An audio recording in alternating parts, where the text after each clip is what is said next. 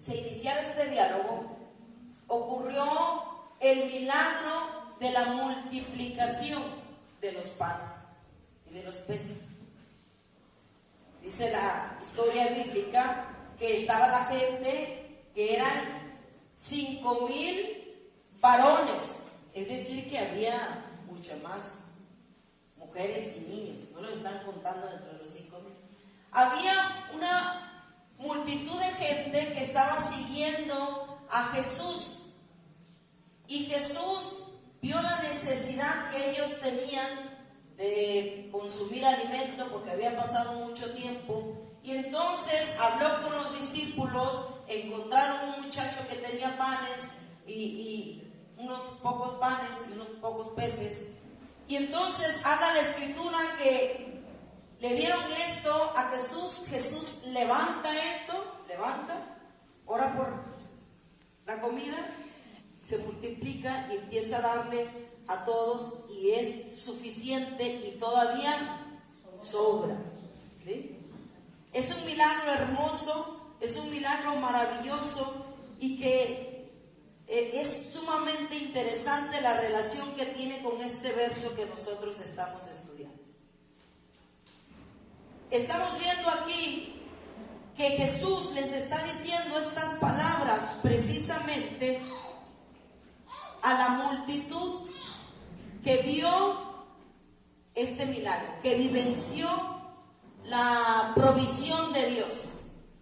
Y entonces dice la Biblia que esta multitud llega la noche, están ahí todos, ya comieron, vieron ese milagro, se maravillaron, disfrutaron estar cerca de Jesús. Les redituaba en ver esos milagros, en ver la mano de Dios obrando de una forma tremenda. Y entonces ellos están contentos de seguir a Jesús. Y al anochecer, los discípulos se acercan a la orilla y toman una barca y viajan para el otro lado, para Capernaum. Pero en esa barca no va Jesús. La gente vio cuando los discípulos se fueron, pero no vio cuando se fue Jesús. Y entonces yo me imagino que se quedaron dormidos a gusto, ya era noche, y dijeron, pues aquí está Jesús con nosotros. Nunca se dieron cuenta cuando se fue Jesús. Pero la Biblia narra que Jesús se fue, no se fue en barca, se fue caminando sobre el mar. Y siguió a los discípulos y llegaron al otro lado del mar, llegaron a Capernaum. Cuando la multitud despierta en la mañana, dice, ¿dónde está Jesús? Porque ellos andaban siguiendo a Jesús. Pues los discípulos se fueron en la barca, pero aquí no está Jesús. Y nada más vieron que llegaron unas barcas al lugar donde ellos estaban, a Tiberias, y dijeron, súbanse los que puedan y como puedan y vámonos. Piénsenle bien, era una multitud. Y la Biblia no expresa cuántas barcas eran. O sea, cuántas vueltas tuvieron que dar para ir para allá. No se sabe, se ha de haber tomado tiempo. Pero dice la Biblia que llegaron unas barcas y la gente se subió y se fueron a Capernaum con la esperanza de encontrar a Jesús ahí. Y cuando ya llega la multitud del otro lado a Capernaum, de pronto se encuentran a Jesús y le dicen, oye Jesús, ¿a qué hora llegaste aquí? ¿Cómo es que tú estás aquí?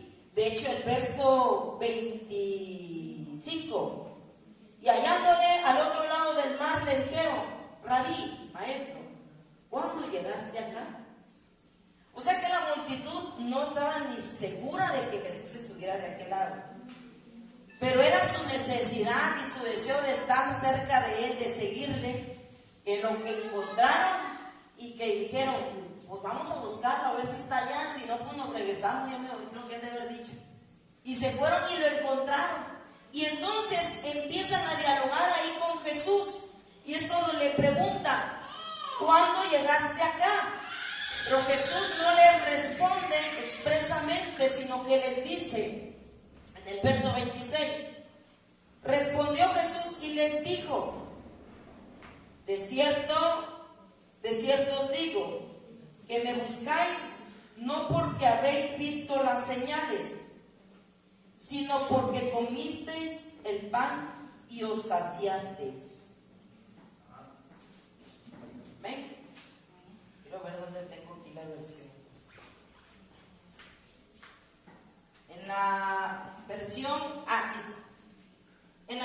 Dios habla hoy, se los quiero leer. Dice: les aseguro que ustedes me buscan porque comieron hasta llenarse y no porque hayan entendido las señales milagrosas. En otras palabras, Jesús les estaba diciendo a la multitud: ustedes vieron la manera de encontrarme, de seguirme, trabajaron por estar cerca de mí, porque lo que yo les di les trajo saciedad, la comida, porque les di comida y se sintieron bien satisfechos, pero no porque entienden los milagros que he hecho. Es decir, Jesús les está hablando: ustedes no entienden el milagro, lo que significa el milagro de la multiplicación de los panes y los peces. Y es interesante, porque este milagro, en cierta manera, es profético. Jesús, a través de este milagro, les está hablando sobre lo que va a pasar con él. Recordemos que el milagro de los panes había panes, fueron levantados y se dio a toda la gente que estaba ahí. Y de alguna manera representa lo que Jesús iba a vivir, que iba a ser levantado y iba a ser entregado a todos y los iba a dejar satisfechos. Iba a ser suficiente. Dice: ustedes me siguen porque les di de comer y se sintieron llenos, pero no entienden, no han entendido el milagro de la multiplicación. ¿Por qué? ¿Por qué hice este milagro? Porque quiero hacerles ver que yo soy capaz de darles el pan que ustedes necesitan.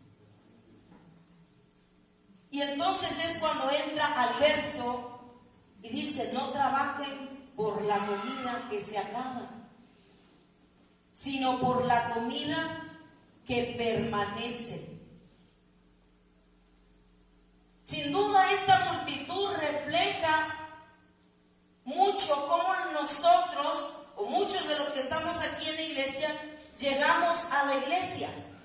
Muchos de nosotros llegamos porque había problemas en nuestro matrimonio, porque alguien estaba enfermo, porque teníamos problemas financieros, porque dijimos: ya no puedo con mi vida y necesito que alguien me ayude. Y entonces, de alguna u otra forma, nos acercamos a Dios para que Dios nos diera un trabajo, para que Dios nos ayudara con las necesidades que se presentan en nuestra vida terrenal. ¿Sí? Y lo mismo estaba sucediendo con este pueblo. Se acercó y seguía a Jesús, porque sabía que en Jesús tenía respuesta, porque sabía que Jesús le podía proveer el alimento, le podía proveer lo que se necesita en la tierra.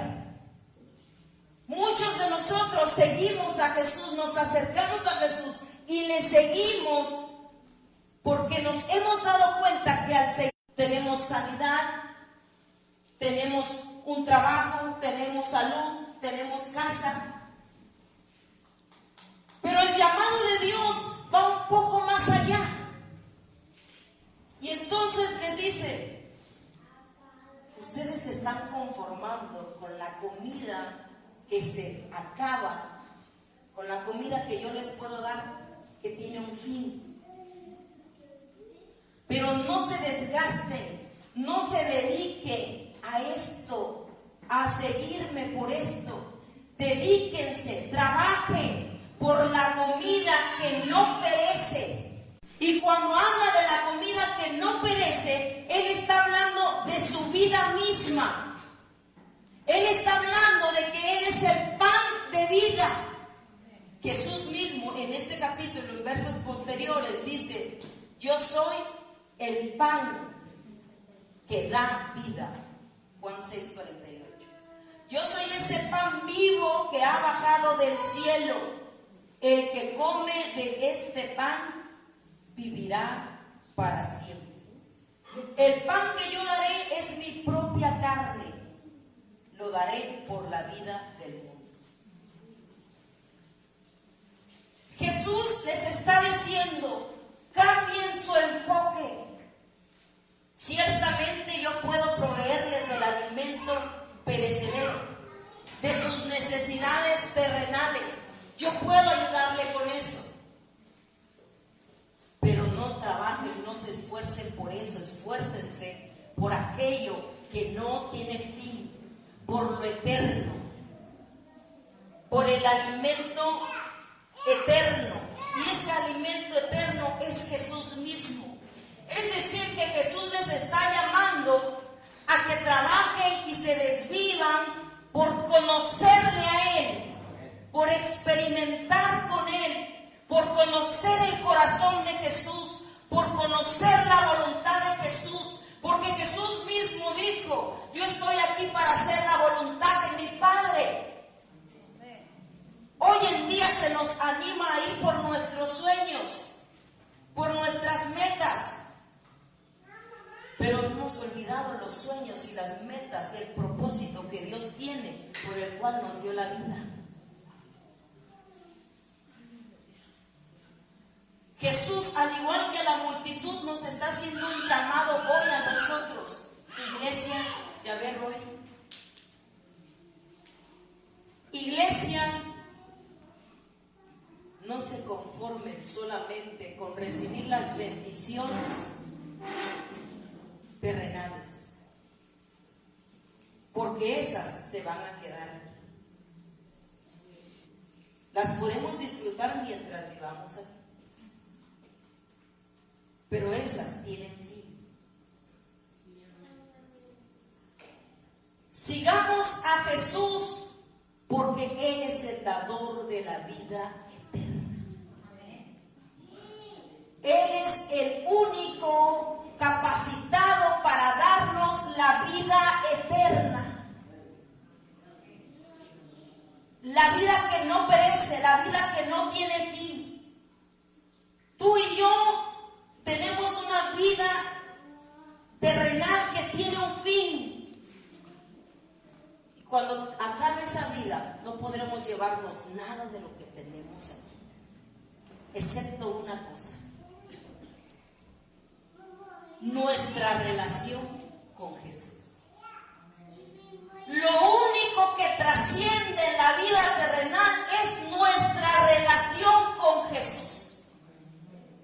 Pero al parecer no logramos comprenderlo en la vida práctica, porque todos los días nos levantamos y trabajamos y nos desvivimos por el alimento perecedero, pero no nos enfocamos, no nos desgastamos en el alimento que trasciende la muerte física, que es estar con Jesús. Nos esforzamos, aunque no tengamos ganas, nos levantamos y vamos a trabajar. Y nos vamos a trabajar. No tengo ganas, pero voy a la escuela. Vamos a la escuela. Pero cuando no tenemos ganas para orar, no tenemos ganas de orar. No tengo ganas para leer la Biblia, mañana la leo. Porque no hemos entendido que lo que nosotros conozcamos de Jesús, que la relación que nosotros fortalezcamos en Jesús, es lo único que va a trascender de nuestra vida. Es lo único que vale en lo eterno. Por eso nuestro enfoque debe ser redirigido hacia lo eterno, hacia lo que no tiene fin. La vida no la tenemos comprada. Y nuestra vida aquí tiene un propósito: hacer la voluntad del Padre, hacer la voluntad de Dios. Esta multitud seguía a Jesús. Esta multitud estaba con Jesús. Esta multitud disfrutó de su